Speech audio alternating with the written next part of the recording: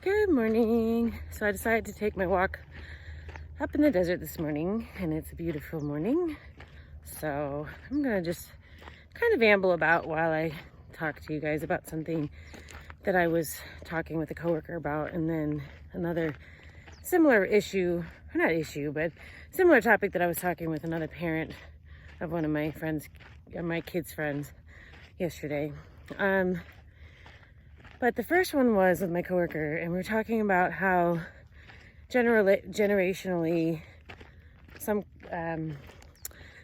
people that have lived in poverty, but maybe it isn't that much of a problem, or maybe it's, I don't know how to say this right, but they might still be in poverty, but they have more access to food now.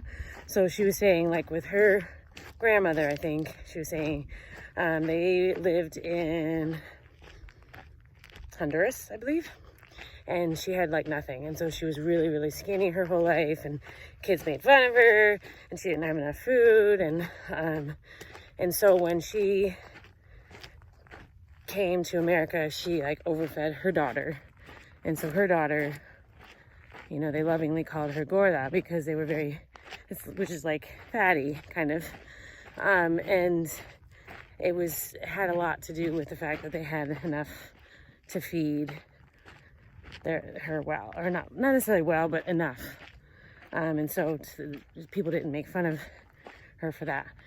So we have a little bit of privilege in this country where people generally have enough food to eat. Even people in poverty, we make sure we feed them in school.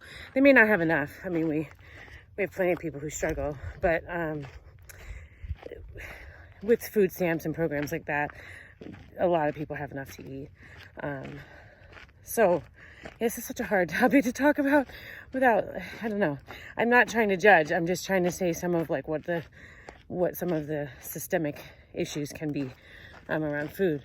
So I think it's in a lot of ways we have this privilege in America because we have access to food. It may not be healthy food. Most of the time it's not. Most of the time it's crud. But so that like we don't feel the need to make our kids fat because we want to show everybody that we have enough. And it's a privilege that we don't even think about that.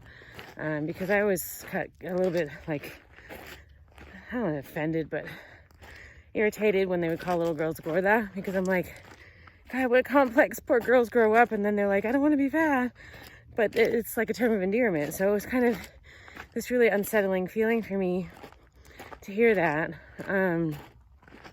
But yeah, I think that's something we need to think about as a society, is how we look and talk to our children about food, and do we need to keep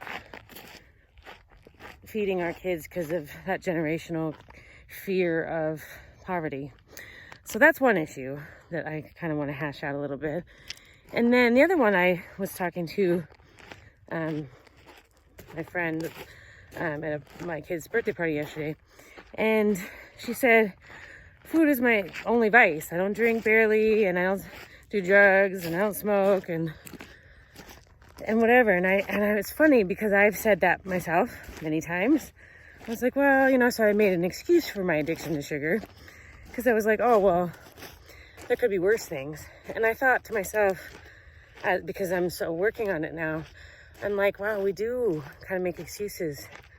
And sugar addiction, unfortunately, is probably as harmful to your body as many other addictions that we choose, maybe up there with smoking even. And so but we make those excuses. And not that we should be like hating on ourselves because we have addictions, but we really should be talking about them differently, so that we don't just avoid.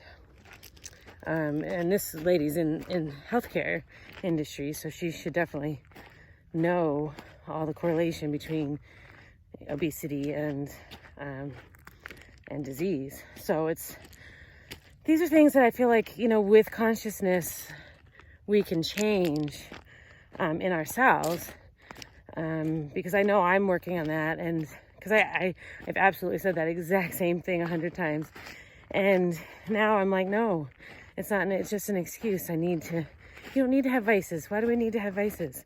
And so I wasn't ready to have that conversation with her right then and there, but I feel like that's something that we need to kind of address too. So within ourselves, if you've said that, like I know I have, to go ahead and think about that and see why we're making those excuses. Because, if we quit with our food addiction stuff and then we said, oh, well, it's okay to have a vice. What are we going to, start smoking just because? Oh, it's okay to have one. I don't know.